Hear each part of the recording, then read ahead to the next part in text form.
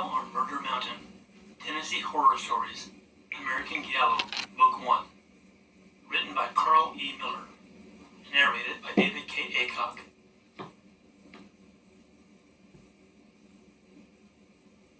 Street Stalker. June 1974. Elkmont, Tennessee. It was a muggy night, and I was half asleep when I received an urgent-sounding phone call informing me that a string of murders had occurred at the Yellow Brick Motel, a run-down establishment that was home to a wide range of low-life degenerates. I immediately phoned my partner, Dave Rogers, who initially didn't answer, but he called me back several minutes later, and I gave him the details of what I knew at the moment. I've worked with Dave for 3 years now, and he has remained my only partner since I became an investigator in the spring of 1971. We had solved countless murders together, but for some odd reason I could sense that something was different when I spoke to him about the Yellow Brick murders. As far as I know, there are at least 3 men who were reportedly found dead in their rooms, their throats cut, I muttered in disbelief. Dave responded by asking, "What do you expect from a place like Yellow Brick?" He paused briefly. "Probably some drug deal's gone bad," he continued. "You may be right, but we still have work to do," I assured him. "I know. I will meet you at Yellow Brick in 20 minutes, he responded, and quickly hung up the phone. When I arrived at the motel, the uniforms had done a good job of tipping off the area, keeping the rubberneckers at bay. I presented the front desk clerk with my credentials so I could begin my investigation. "Bill Landless?"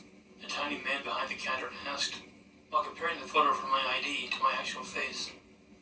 "In the flesh," I responded with a bit of a grin. "My partner, Dave Rogers, will be here shortly. We will head up to the crime scene and begin our investigation if that's all right by you." He paused for a moment and finally said, "Absolutely," while handing me back my badge. When Dave finally arrived, he was sweating profusely and mumbling, "Let's get this over with quick. I get sick just thinking about the fucking trash that comes in and out of this building. Nothing but whores and drug peddlers," he exclaimed. I stared at him in disbelief. We had done this so often that it was puzzling to me to find my partner acting erratically. "You seem slightly off lately, like the word is getting to you. Maybe you're cracking up," I blurted. "Nonsense. I'm just to a point where it feels meaningless investigating these crimes," he exclaimed. Well, no sense debating this now. Not when a murderer is on the loose, I thought. When we got to the first room, the door showed no signs of forced entry, and we entered the room with the victim. I immediately saw the man lying on the floor in a pool of blood, his throat cut. Nothing was broken in the room, but the phone line was cut, and the only other oddity was that his money was still in his wallet, along with a small folded piece of paper which read Elsa on the front and had a phone number on the back. After staring at the note for a moment, I handed it to my partner. "Maybe his wife?" I suggested. Dave shrugged, dismissing my guess. "Most men don't forget their wife's number," he exclaimed. "This is a local number. Why would he need a motel if he lived in this area?" Well, you make some valid points, and there is only one way of figuring out who else he is, I thought. "All right, head down to the front desk and call the number. Let's identify who this person is. I'm going to check out the other rooms," I was saying, but my partner had already left the room before I could finish the sentence. I began my way to the second victim's room when I saw a man fumbling with his keys and appearing to be very nervous. "Excuse me, sir.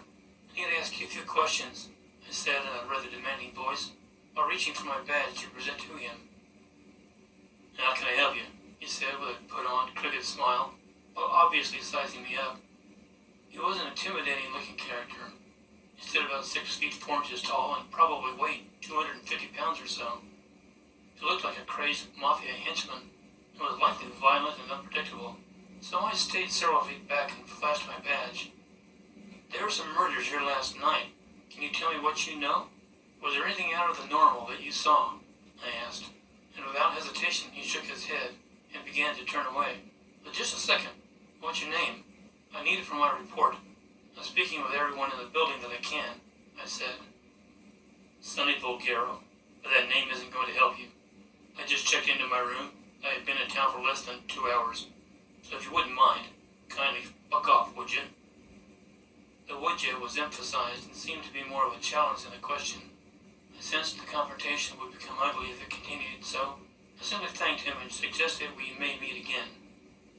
When I arrived at the second victim's room, again there was no sign of forced entry. The phone line was cut.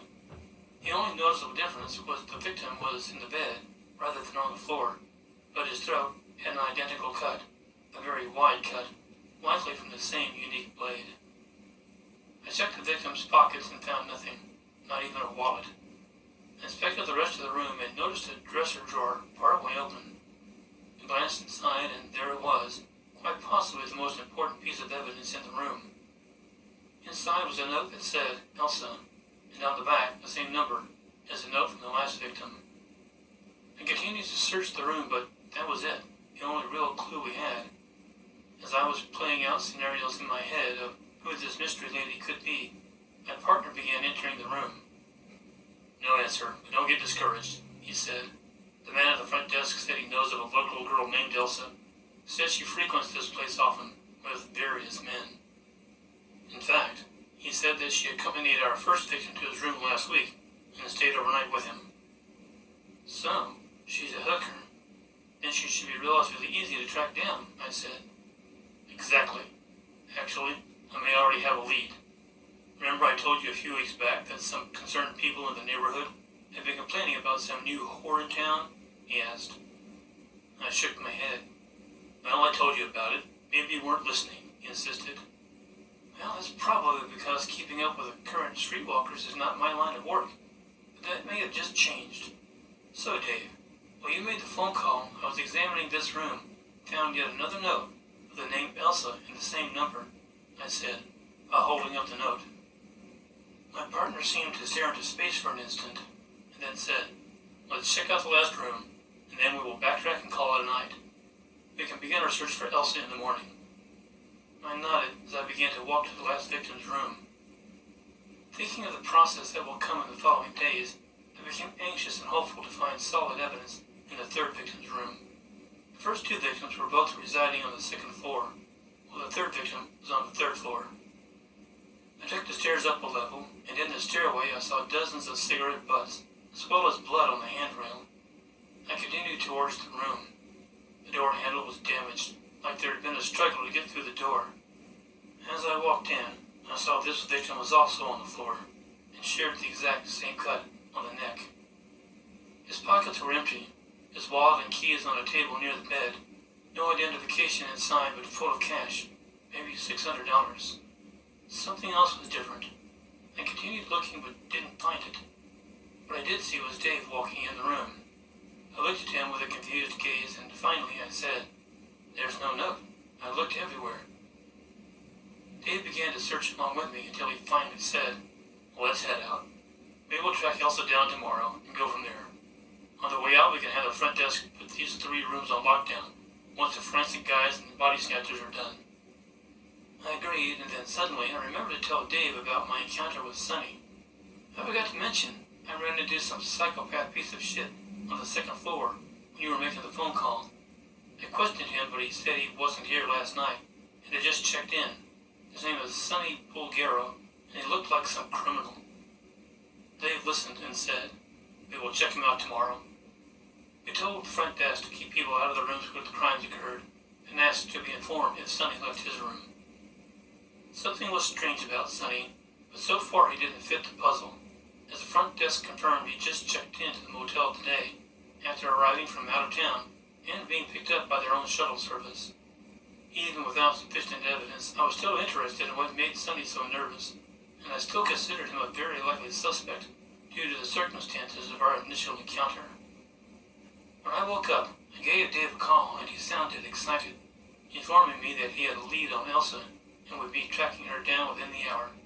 She shacked up with Duke, he said. I knew who Duke was, a wannabe cult leader hillbilly who lived about 2 blocks from the Yellow Brick Motel. Duke was a memorable person simply because of the stable of women who would be at his house at any given time.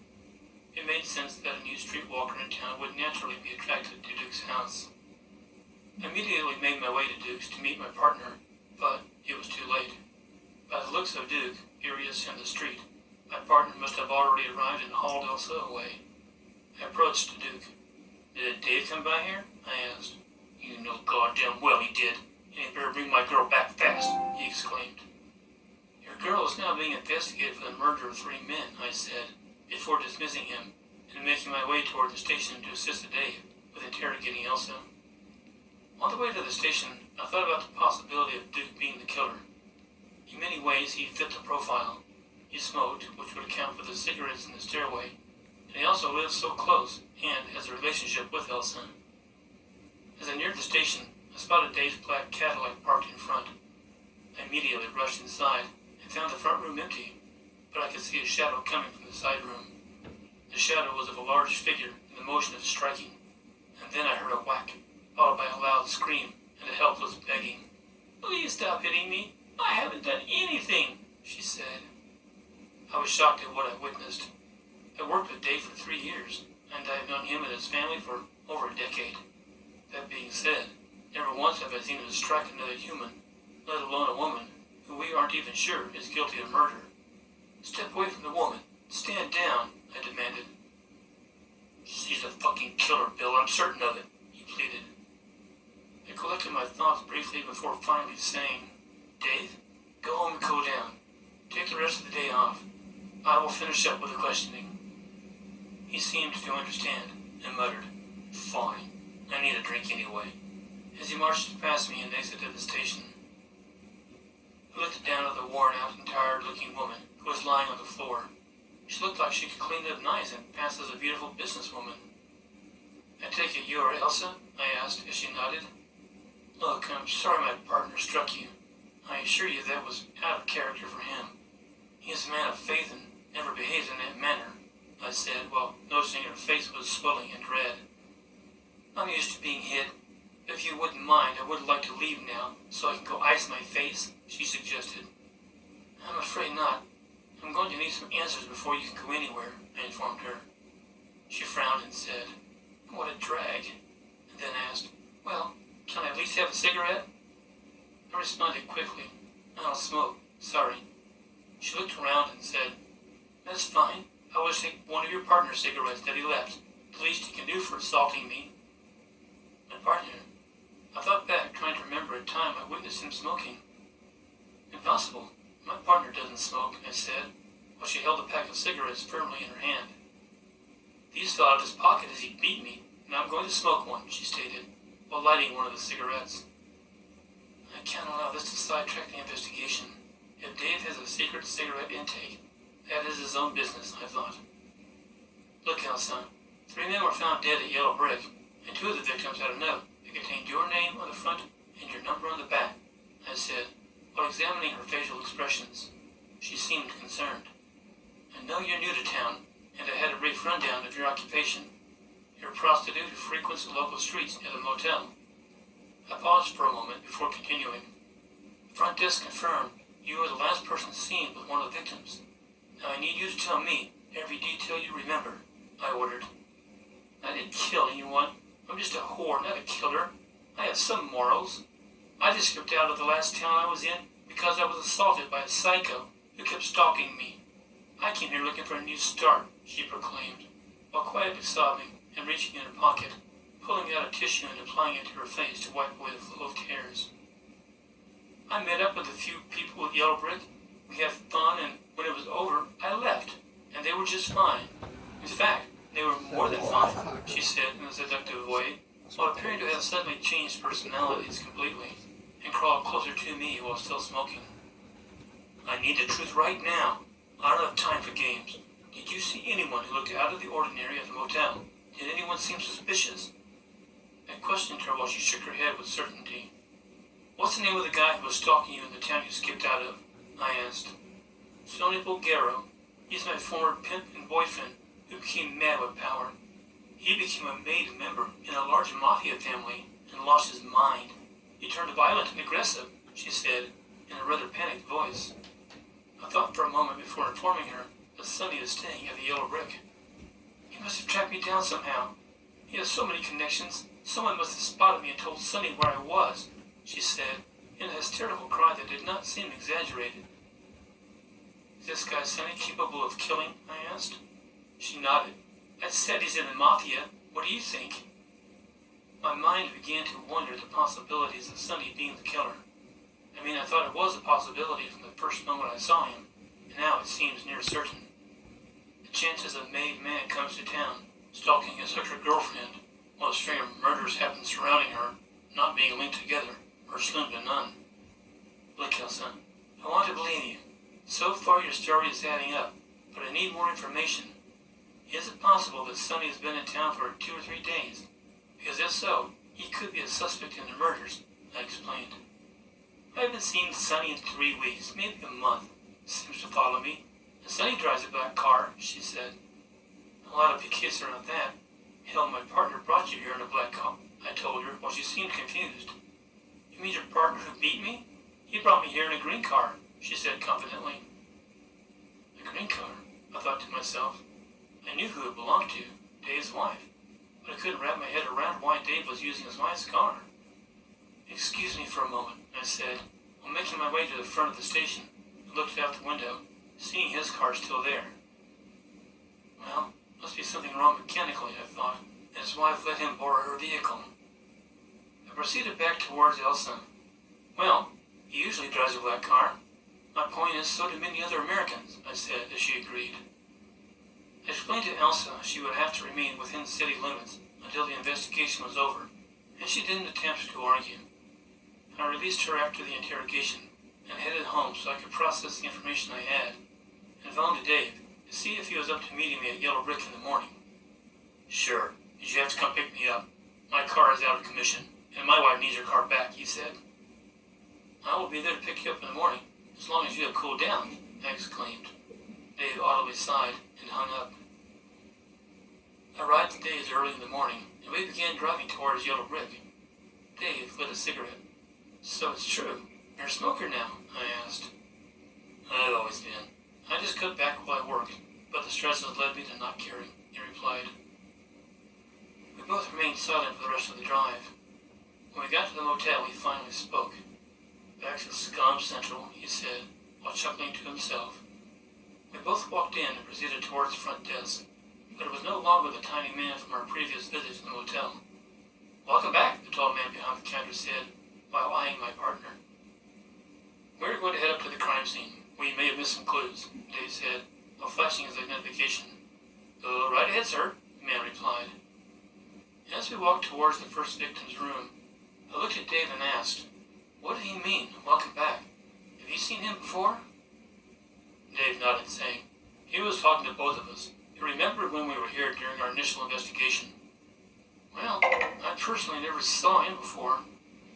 There was a difference, I began to say, but I couldn't even finish the sentence. I was interrupted at the sight of Sonny Bulgaro. Sonny, we need you to come to the station for questioning. Don't even think about running, I shouted down the long hallway. Sonny turned with an evil glare and simply stated, I don't run. The day I have to run from some pig, I will call it quits, he gloated. Luckily, he didn't put up a fight, and we escorted him to the station. When we arrived at the station, I didn't hesitate to begin my questioning. Look, Sonny, I know you are here because of Elsa. She told us all about you stalking her, and he didn't hesitate to fire back. You would stalk the whore too if she stole $10,000 from you, he said, as he clenched his fist in rage. Well, I have no idea about any of that. What we want to know is why 3 of our customers have been murdered at the motel you are staying at, I stated. Sonny seemed totally oblivious to what I was saying. He was focused on my partner, who was finishing his cigarette. Dave, give him a cigarette, I shouted. Would you like a cigarette, Sonny? He smiled. Well, I'm more of a cigar smoker, but sure, why not? He replied while looking fiercely into my eyes. I watched as Dave handed him the cigarette. He examined it closely before lighting it. Haven't smoked a cigarette in years, he boasted, but his tone was different, and I couldn't tell if he was being genuine. Well, that was my last cigarette. Now I need to use your car to head up to the corner store, Dave said. Fine, here's the keys. Grab Sonny here a cigar. I've got a feeling he's going to be here a while, I said, while looking at Sonny. His confidence seemed to have vanished completely. After Dave left, I continued questioning Sonny.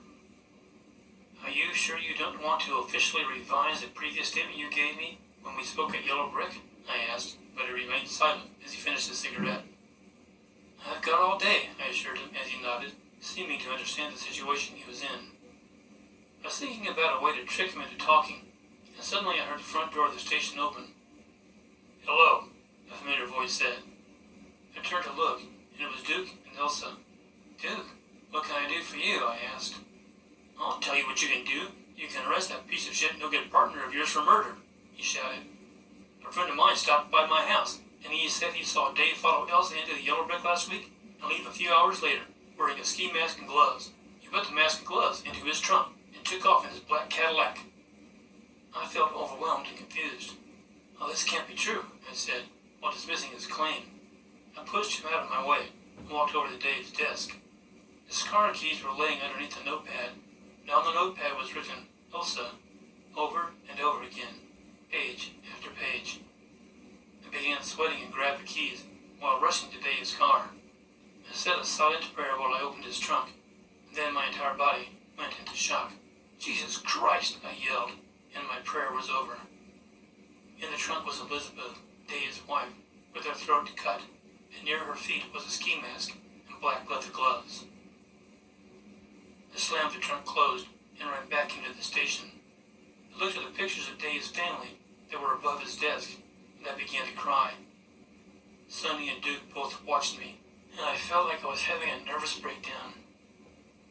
I heard a door shut in the distance, and then the front door of the station opened. It was Dave, holding cigarettes and a cigar. As he entered the station, he asked in a cheerful voice, All right, ladies, what's the score? I stared at him in anger. You sick fuck, I shouted, while standing up to face the monster who was once my partner. It's over, Dave. A witness saw you follow Elsa into Yellow Brick, and they saw you leave wearing a ski mask and gloves. And I've seen what you have in your trunk. You will hang for this, I said. Well, I had a good run. I cleaned up a lot of scum off the streets, he said proudly. Scum? You killed your wife for Christ's sake, I replied.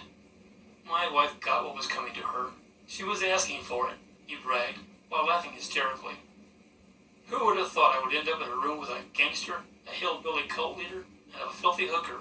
And I would be the biggest criminal, he asked, before reaching for his pistol and putting it to his head as he uttered one final sentence. Don't let her get in your head, too. No, not like this, I screamed. But it was too late. It was over. He pulled the trigger.